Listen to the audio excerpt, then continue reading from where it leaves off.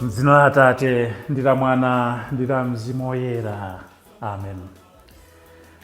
Abale okondeka tikukulandirani pano pamene tasonkhana patilankhuleni pabwalo pamene timakhutitsidwa pomva mawu a Mulungu, pakumva mawu amene Mulungu afuna kuti ife tikhute nawo.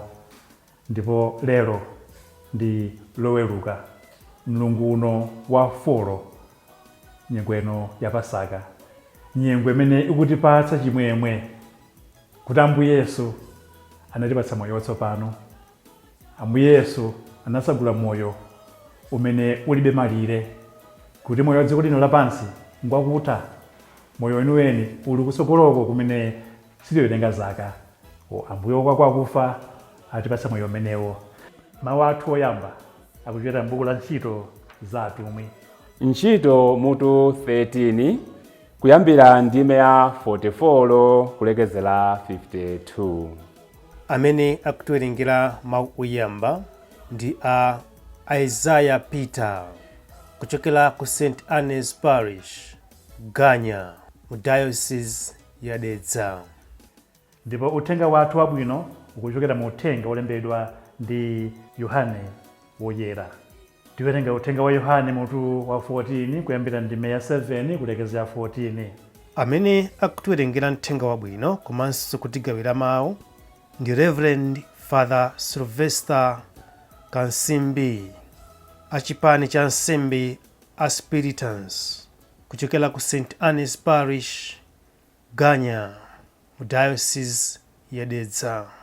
Mawu oyamba. Ife tikusiyani tipita kwa anthu akunja. Mawu a m'buku la Ntchito za Atumwi. Ntchito mutu 13 kuyambira ndime ya 44 kulekezera 52. Pa tsiku la Sabata linalo pafupi anthu onse a mu mzindamo adasonkhana kuti amve mawu a Ambuye. Pamene Ayuda aja adaona anthu ambiriwo, adachita sanje kwambiri. Adayamba kutsutsa zimene Paulo ankanena, ndipo adanchita chipongwe. Koma Paulo ndi Barnabasi analankhula molimbika, adati, kudayenera ndithu kuti tiyambe talalika mawu a Mulungu kwa inu. Tsono popeza kuti mwawakana, ndipo potero mwaonetsa nokha kuti ndinu osayenera kulandira moyo osatha. Ife tikusiyani tipita kwa anthu akunja. Paja Ambuye adatilamula kuti, ndakuyika kuti unikire anthu akunja, kuti mwa iwe ndipulumutse dziko lonse lapansi. Pamene anthu a mitundu ina adamva zimenezi, adakondwa, nayamikira mawu a Ambuye.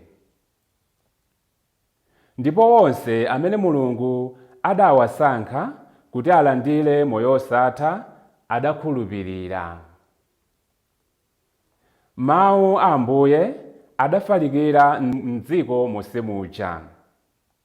Koma Ayuda aja adawutsa mitima ya akazi ena apamwamba opembedza Mulungu ndiponso ya atsogoleri achimuna a mu mzindamo.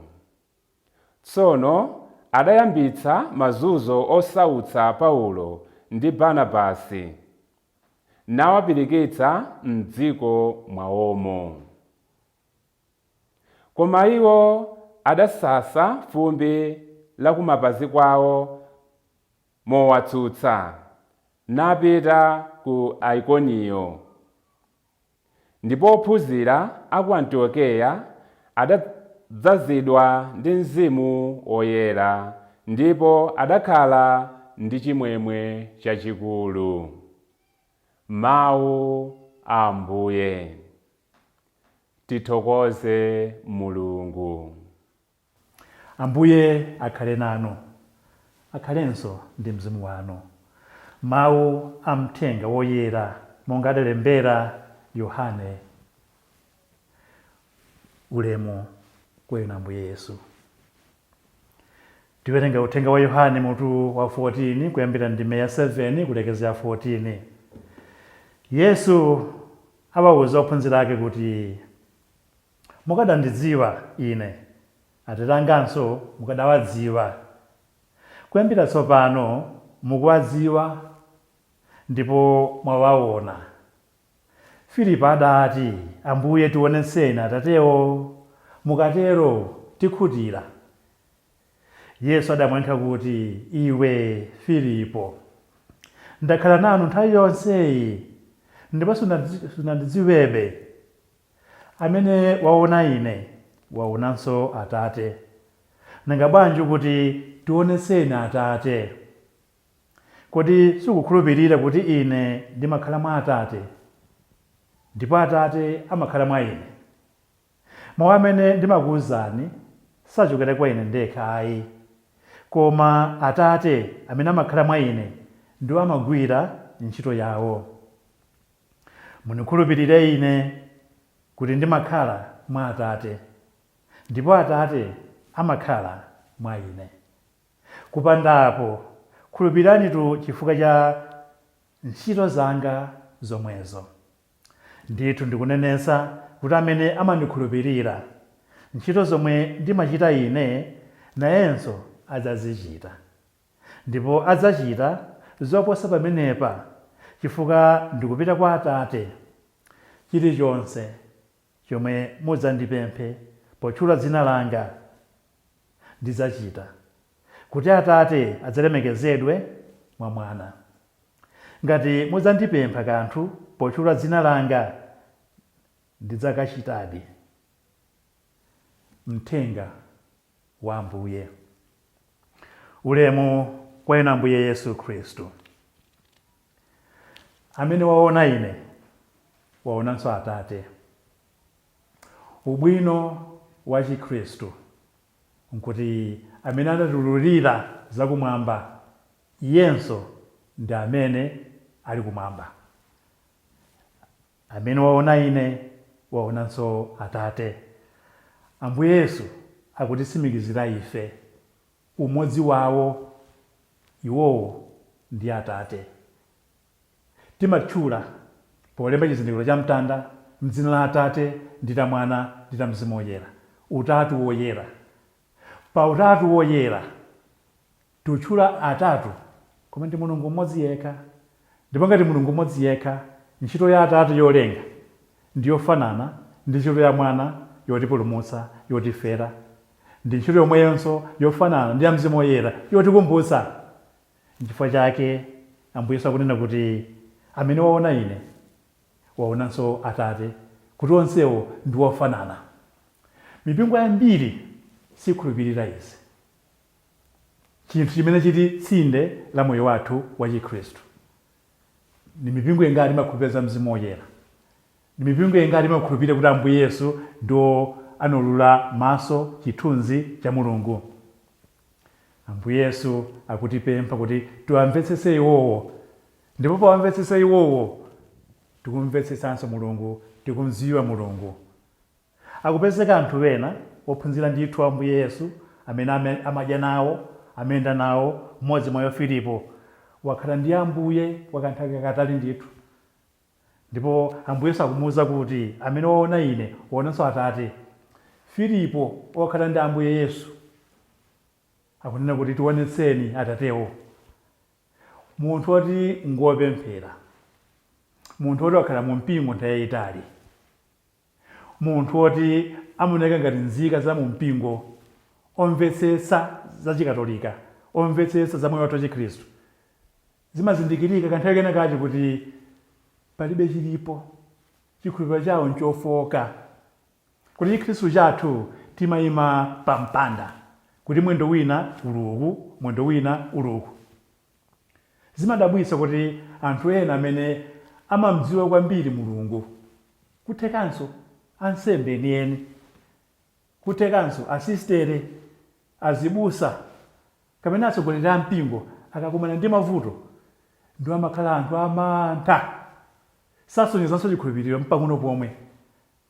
Ambuye Yesu akutipempha kuti chikhulupiriro chathu chikhale ni mizu yamphamvu, chikhulupiriro chathu mwa iwo chikhale chenicheni. Filipitu mmodzi mwa otsatira Ambuye Yesu akunena kuti tionetseni Atateyo, mukatero tikhutira. Nthawi yonse sanakhutire, afuna akhutire miniti inoyi, mphindi inoyi. Timakumana ndi anthu ngati Filipo moyo wathu wa tsiku ndi tsiku, ndipo ndife ambiri amene timakayika Chikhristu chathu nchokayikakayika. Bwanji pamene tikusinkhasinkha mawu a Ambuye Yesu woti kuona iwo tikuona Ambuye, tipemphe Mulungu kuti atikulitsire chikhulupiriro. Na ngati chikhulupiriro chili chachikulu, basi ndiye kuti zathu nzabwino. Chikhulupiriro chathu chikakhala champhamvu, moyo wathu suziphonya maso a Ambuye Yesu. Nthawi zonse maso athu azikhala pa Iye, chifukwa tamdziwa. Ngakhale tikhale tili pa mavuto, tuziwe kuti satitaya. Potifera Ambuye Yesu pa mtanda, muchamalira, Mulungu wanga mwandisiyiranji.